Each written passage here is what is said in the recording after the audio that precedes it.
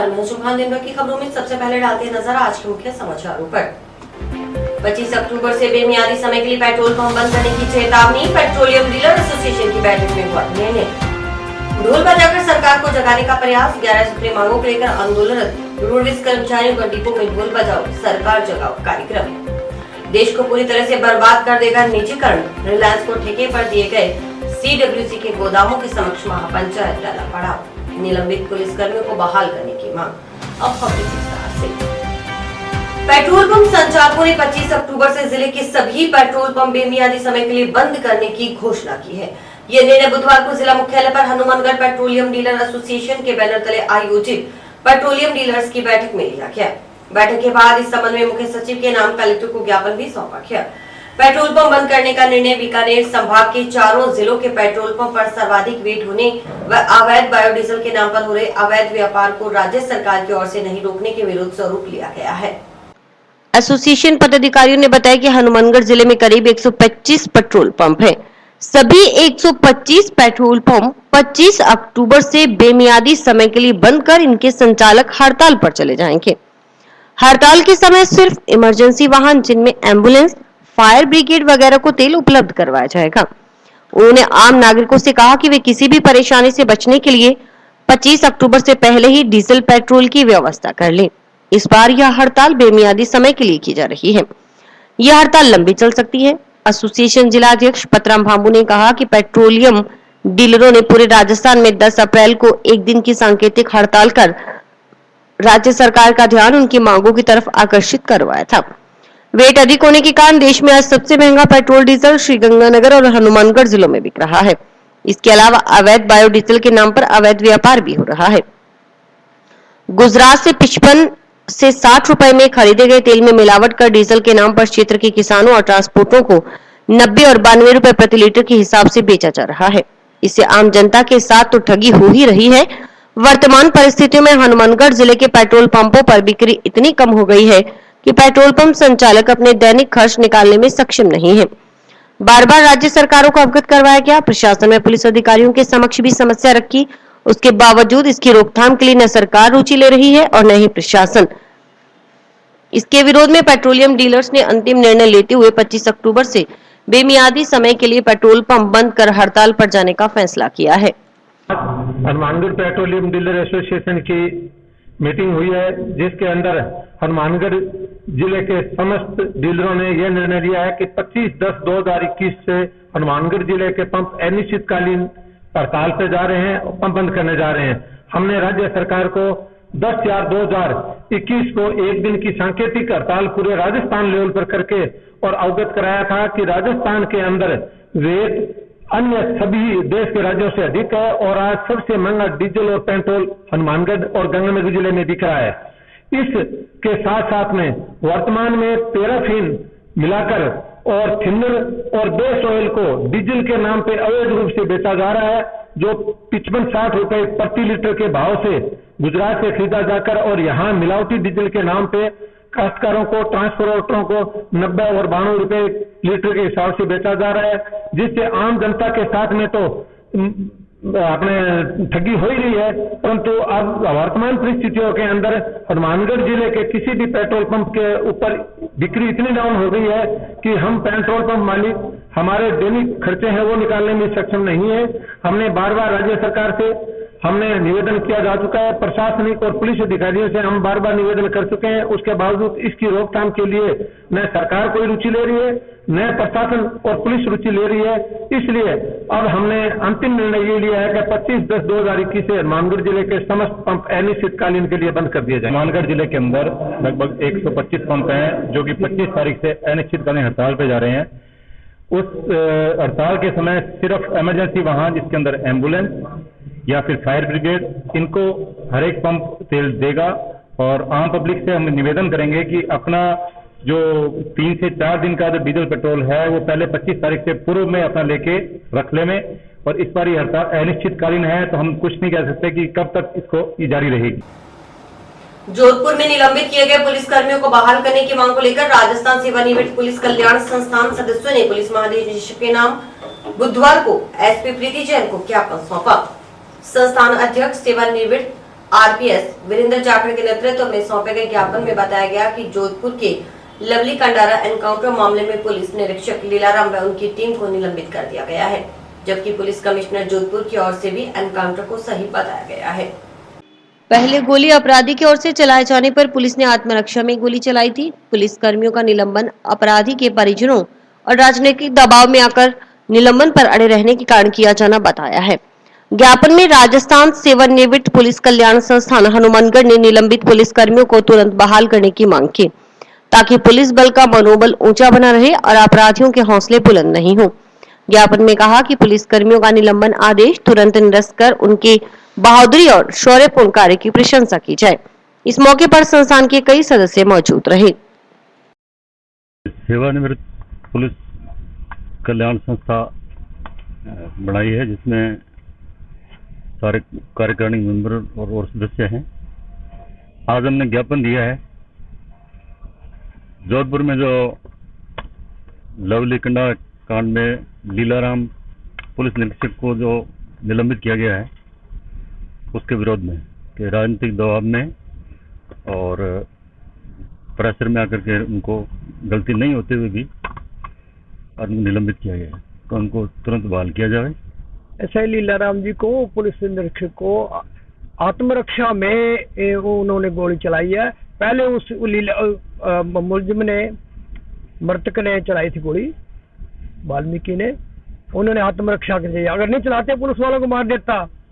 और उनका भी, क्योंकि वो वाल्मीकि है, प्रेशर है, पॉलिटिकल जो पार्टियां साथ आ गई और उनके प्रेशर में उनको गवर्नमेंट के दबाव से इनको करना पड़ा और बहुत गलत हुआ। उनको इनाम मिलना चाहिए। उस समय डीआई साहब ने खुद कहा था, वहाँ के कमिश्नर साहब ने, कि बहुत अच्छा किया तुमने। और बाद में उनको चुप करना पड़ता है। पुलिस में तो ऐसा ही होता है, कोई कुछ हो, पॉलिटिकल प्रेशर में आके पुलिस वालों को बेचारे को बलि का बकरा बनना पड़ता है। वही हुआ है। हम चाहते हैं इसको तुरंत प्रभाव से उसको निलंबन वापस ले जावे और उनको ड्यू जो है इनाम वो उनको दिया जावे, सम्मान किया जावे उनका। पुलिस शहीद दिवस पर गुरुवार को रिजर्व पुलिस लाइन में कार्यक्रम आयोजित होगा। कार्यक्रम सुबह 7:15 बजे शुरू होगा। एसपी प्रीति जैन ने बताया कि गुरुवार को पुलिस शहीद दिवस पर पुलिस लाइन में कार्यक्रम आयोजित किया जाएगा।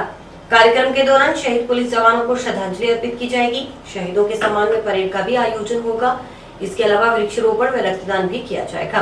सेवानिवृत्त पुलिस कर्मियों को भी सम्मानित किया जाएगा। कल पुलिस शहीद दिवस पर पुलिस लाइन में कार्यक्रम आयोजित किया जाएगा, जिसमें कि शहीदों को श्रद्धांजलि अर्पित की जाएगी। पुलिस द्वारा उनके सम्मान में परेड का भी आयोजन होगा और इसके साथ ही वृक्षारोपण और जो हमारे रिटायर्ड पुलिसकर्मी हैं उनको भी सम्मानित किया जाएगा। और जो शहीद हुए हैं उनको श्रद्धांजलि देते हुए उनको हमारे द्वारा श्रद्धांजलि दी जाएगी। वेतन, पेंशन और 1 माह के सेवानिवृत्त परिलाभों का हर माह के पहले कार्य दिवस को भुगतान करने सहित अन्य मांगों को लेकर राजस्थान रोडवेज कर्मचारियों का चरणबद्ध आंदोलन जारी है। आंदोलन के 9वें चरण के तहत बुधवार को राजस्थान रोडवेज कर्मचारी संयुक्त मोर्चा के बैनर तले हनुमानगढ़ आगार के रोडवेज कर्मचारियों की ओर से रोडवेज डिपो में दोपहर 1 से 2 बजे तक ढोल बजाओ सरकार जगाओ कार्यक्रम का आयोजन किया गया। इसके तहत रोडवेज कर्मचारियों ने ढोल बजाकर सरकार को जगाने का प्रयास किया। अभी तो ली अंगड़ाई है, आगे और बढ़ाई है। अभी तो ली अंगड़ाई है, आगे और बढ़ाई है। इक्की दुक्की चक देंगे, और पैसा चक देंगे। इक्की दुक्की चक देंगे, और पैसा चक।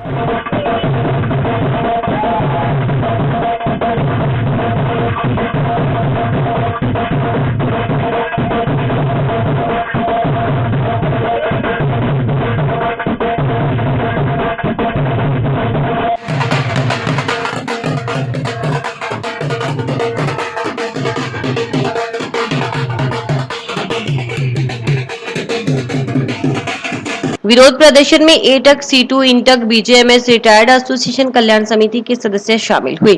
इस मौके पर Rajasthan state roadways employees union सचिव नायब सिंह ने कहा कि रोडवेज कर्मचारियों के इस आंदोलन से सरकार कुछ दबाव में आई है। इसके तहत संयुक्त मोर्चा के प्रतिनिधियों के साथ रोडवेज अधिकारियों व सरकार की वार्ता हुई है। बैठक में मुख्यमंत्री की ओर से कहा गया है कि सेवानिवृत्त कर्मचारियों का बकाया भुगतान किया जाएगा। परंतु संयुक्त मोर्चा को अभी तक सीएम की बात पर विश्वास नहीं, क्योंकि पूर्व में भी सरकार की ओर से 2 बार समझौते किए गए थे, लेकिन वह लागू नहीं किए गए। जब तक सेवानिवृत्त कर्मचारियों का भुगतान नहीं हो जाता, साथ ही मोर्चा 11 सूत्री मांग पत्र पर सकारात्मक कार्रवाई नहीं की जाती, तब तक आंदोलन जारी रहेगा। प्रतिभा सिंह महिला ने कहा कि सरकार अभी तक लॉलीपॉप दे रही है। सभी डिपुओं में ये ढोल बजाओ सरकार जगाओ प्रोग्राम चल रहा है, क्योंकि पहले चरणबद्ध से हमारा जो धरना लगा, हमें बहिष्कार किया, उसी आधार पर आज ये ढोल बजाओ सरकार जगाओ हमारा ये प्रोग्राम सभी डिपो में है, क्योंकि सरकार जो है वो लॉलीपॉप दे रही है। अभी तक कोई इसका मतलब जो सुझाव दिया हुआ है वो नहीं निकाल रही है, और जो हमारा सेवानिवृत्त कर्मचारियों का पेमेंट है उसके बारे में ऐसा लग रहा है वो एक बिल है, उसमें भी शायद लगता है वो एक लॉलीपॉप ही है। का कार्यक्रम है, ये चरणबद्ध आंदोलन लगातार चलेगा। इस आंदोलन से कुछ सरकार दबाव में आई, सरकार द्वारा कर्मचारी संयुक्त मोर्चे के प्रतिनिधियों में रोडवेज के अधिकारी और सरकार की वार्ता हुई है। बैठक में कोई निर्णय निकला है कि मुख्यमंत्री द्वारा कहा गया कि रिटायरमेंट कर्मचारियों का बकाया भुगतान किया जाएगा, और ये खबर भी लगी थी, परंतु संयुक्त मोर्चा अभी तक कोई इस पर विश्वास नहीं कर रहे, क्योंकि पहले भी 2 बार सरकारों द्वारा समझौते किए गए और वो लागू नहीं किए। इसलिए इस संयुक्त मोर्चे ने अभी विश्वास नहीं किया जब तक ये पूरा रिटायरमेंट कर्मचारी का भुगतान नहीं करेंगे, और जो भी हमारी 11 सूत्री मांग पत्र है वो सारी मांगे पूरी नहीं होगी, तब तक ये आंदोलन जारी रहेगा। आगे हमारा 25-26 का जो आंदोलन है उसमें भी हम मतलब धरना देंगे, और 27 की जो चक्का जाम हड़ताल है वो भी करेंगे।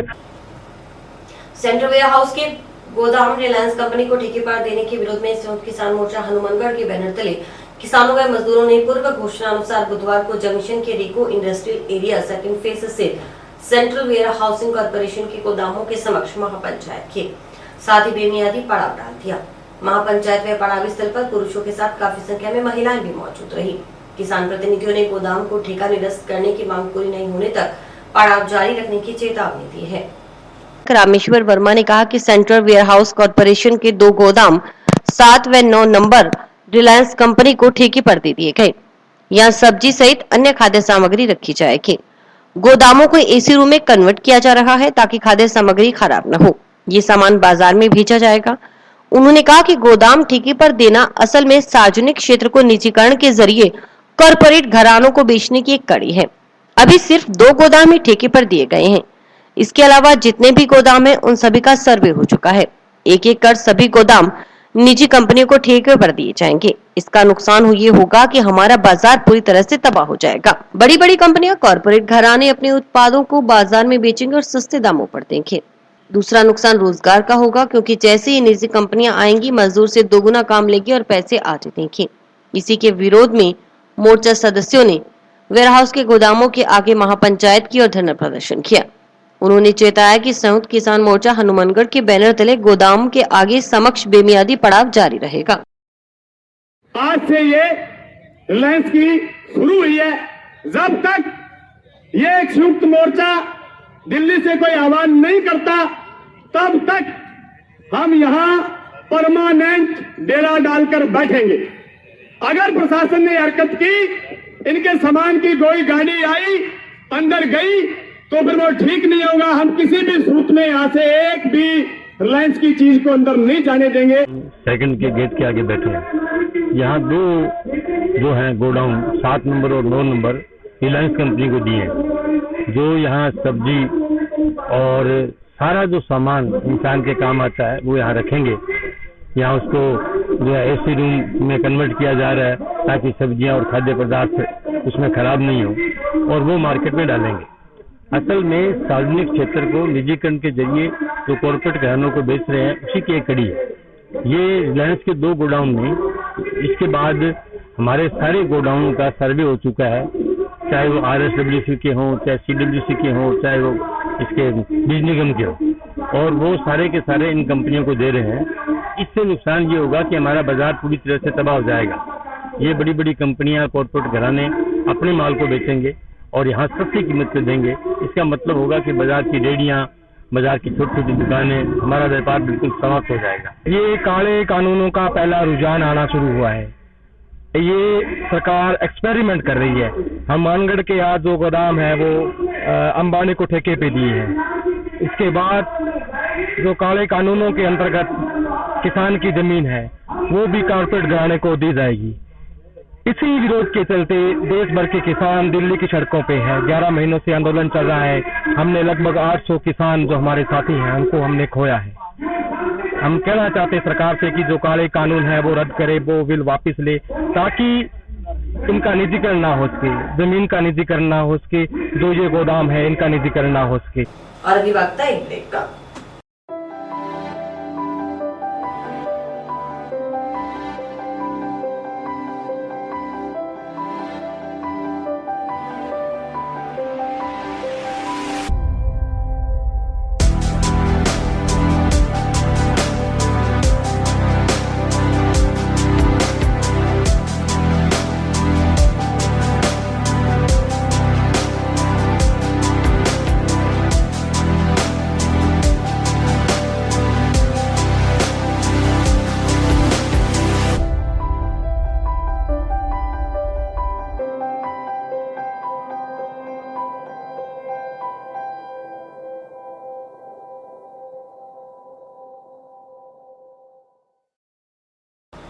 यूथ क्लब सोसाइटी की ओर से बुधवार को जंक्शन स्थित अरुणवंश धर्मशाला में रक्तदान शिविर का आयोजन किया गया।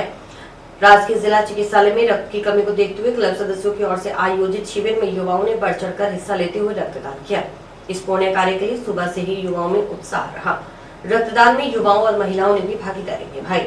शिविर का उद्घाटन कार्यक्रम के अतिथियों के रूप में जिला कोषाधिकारी सुनील ढाका, पीआरओ सुरेश बिश्नोई, बालाजी रसोई अध्यक्ष जगदीश राठी, ट्रैफिक इंचार्ज अनिल चंदा, एएसआई शंभू दयाल, वरिष्ठ चिकित्सक डॉक्टर बीके चावला, समाज सेवी प्रोफेसर सुमन चावला, युधिष्ठर गखड़, बार संघ अध्यक्ष मनजिंदर सिंह लेखा व बार संघ के पूर्व उपाध्यक्ष गणेश गल्होत्रा ने शिरकत की।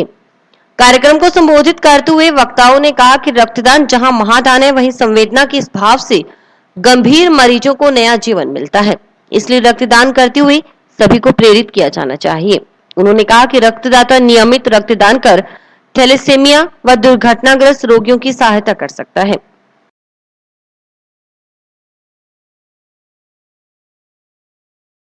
Inspire youth club society and blood of द्वारा सेकंड ब्लड डोनेशन कैंप रखा गया। हमारा कुछ ये मोटिव था, जैसे मेरा खुद का मेरी यूनिवर्सिटी के, तो हम ये चाहते हैं जितने भी युवाएं वगैरह हैं अपने छोटे छोटे मूवमेंट्स, बर्थडे हो गया, कोई सालगिरह हो गई, या भी कुछ भी छोटा छोटा मूवमेंट, तो अपने सामाजिक सेवा के तौर पर बनाए। तो हमारा यही मोटिव था कि अब ब्लड डोनेशन कैंप सक्सेस बनाए, जो युवा लोग हैं उनको नशे से दूर रखा जाए। महर्षि वाल्मीकि जयंती के उपलक्ष्य में बुधवार को वाल्मीकि समाज की ओर से कई कार्यक्रम आयोजित किए गए। इसके तहत जंक्शन में सुबह प्रभात फेरी निकाली गई, जो शहर के मुख्य मार्गों से होते हुए वाल्मीकि धर्मशाला पहुंचकर संपन्न हुई। दिन भर वाल्मीकि धर्मशाला स्थित वाल्मीकि मंदिर में विशेष पूजा अर्चना की गई।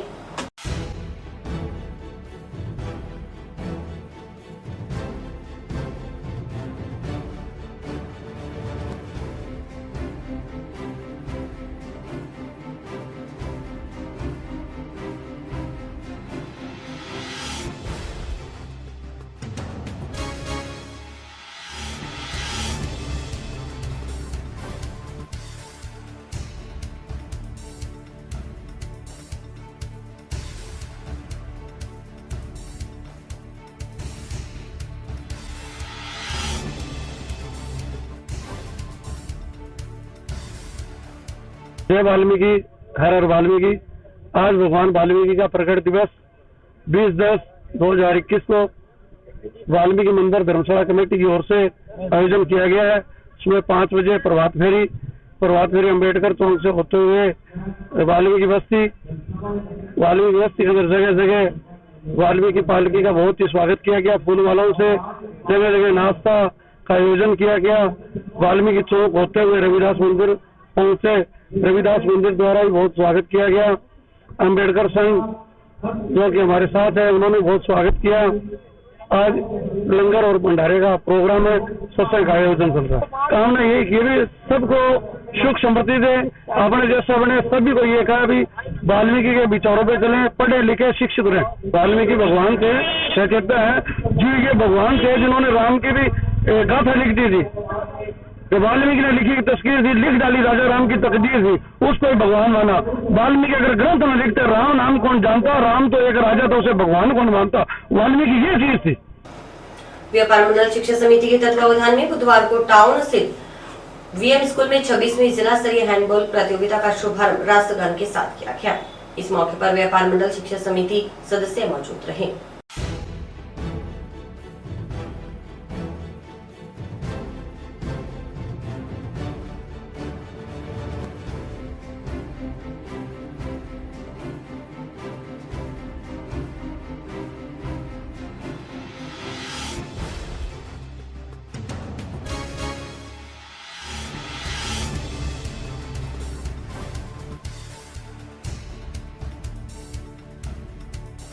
बुधवार को व्यापार मंडल उच्च माध्यमिक विद्यालय के प्रांगण में जिले की 26वीं जो हैंडबॉल प्रतियोगिता का आयोजन हो रहा है। इसमें पूरे जिले की 14 टीमें भाग ले रही हैं। इसमें 17 और 19 वर्ष की छात्राएं भाग ले रही हैं। 17 वर्ष में 6 टीमें और 19 वर्ष वर्ग में जो है वो 8 टीमें भाग ले रही हैं। ये जो प्रोग्राम है ये 22 शाम तक चलेगा और 3 दिन का ये प्रोग्राम है। हमारे डिस्ट्रिक्ट एजुकेशन ऑफिसर की ओर से जो हमें ये निर्देश दिए गए थे कि ये प्रोग्राम जो हमारे प्रांगण में किया जाए, उसको हम बखूबी से यहाँ निभा रहे हैं।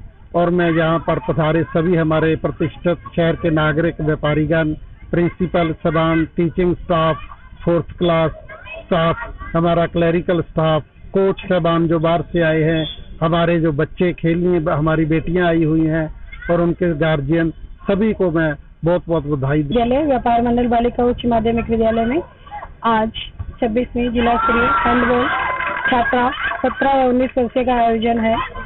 इसका कार्यक्रम रहेगा 20 से स्टार्ट होकर 23 की शाम तक और इसमें जिले भर से करीब 14 टीमें आई हैं। 17 वर्षीय में 8 टीमें और 19 वर्षीय में 6 टीमें और विभिन्न स्कूलों से विभिन्न जगह से आई हैं और उनका आज उद्घाटन समारोह है।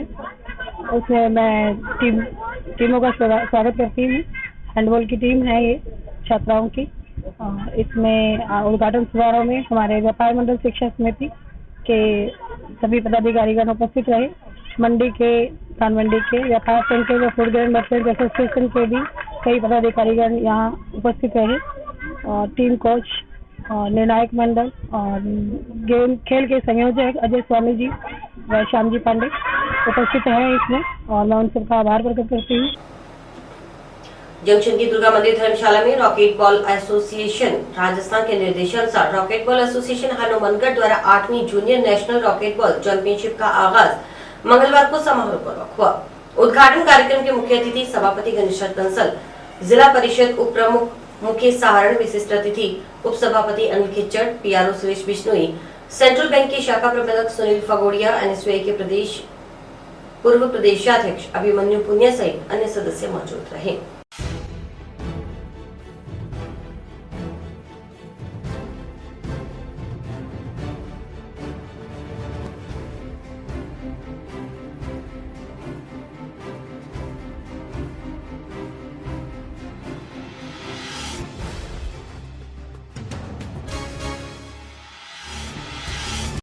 कि उन्होंने हमें यहाँ आने के लिए, हमें यहाँ आने योग्य समझा और अंत में आप सब अच्छे खेल भावना के साथ खेल के जाएं। और जैसे सर ने कहा था, डिसिप्लिन सबसे जरूरी है। स्पोर्ट्समैन के लिए अनुशासन ही सफलता की कुंजी है। तो आप डिसिप्लिन तरीके से, बहुत ही अच्छे तरीके से आगे भी आप स्पोर्ट्स में खेलते रहे, स्टेट का, अपने देश का नाम ऊंचा करें। 8वीं जूनियर नेशनल प्रतियोगिता जो है नेशनल स्तर का टूर्नामेंट हमारे हनुमानगढ़ जिले के अंदर है, जो चल रहा है। बाहर से आए 25 स्टेटों से जो खिलाड़ी हैं, उनके कोच हैं और मैनेजर हैं, वो इस टूर्नामेंट से काफ़ी खुश भी दिखाई दे रहे हैं, क्योंकि टूर्नामेंट की विधिवत शुरुआत है वो कल हुई थी। आज हमारे नेशनल सेक्रेटरी हैं वो आए हैं, इस कारण से छोटा सा प्रोग्राम रखा है। तो इसमें सभी बच्चे, सभी कोच है, जो हमारे ये हनुमानगढ़ के जो माहौल है, हनुमानगढ़ की जो सेवा भावना है, उस कारण से सभी बहुत खुश हैं। और हमारे प्रदेश अध्यक्ष रोहितास जी चार, हमारे साथी हनुमानगढ़ की टीम, उन्होंने जी जान से मेहनत करते हुए आज इस मुकाम पे पहुंचे हैं। ये सर पहला राजस्थान के अंदर पहली नेशनल प्रतियोगिता हो रही है ये रॉकेट बॉल की। इससे पहले कई अन्य प्रदेशों में हुई है, लेकिन हमारे सौभाग्य की बात ये है, हमने नाइट टूर्नामेंट है जो पहली बार करवा रहे हैं। आज तक नाइट टूर्नामेंट नेशनल स्तर का कभी नहीं हुआ। और इसी के साथ समाचार समाप्त हुए। रोजाना देखते रहिए समाचार। नमस्कार।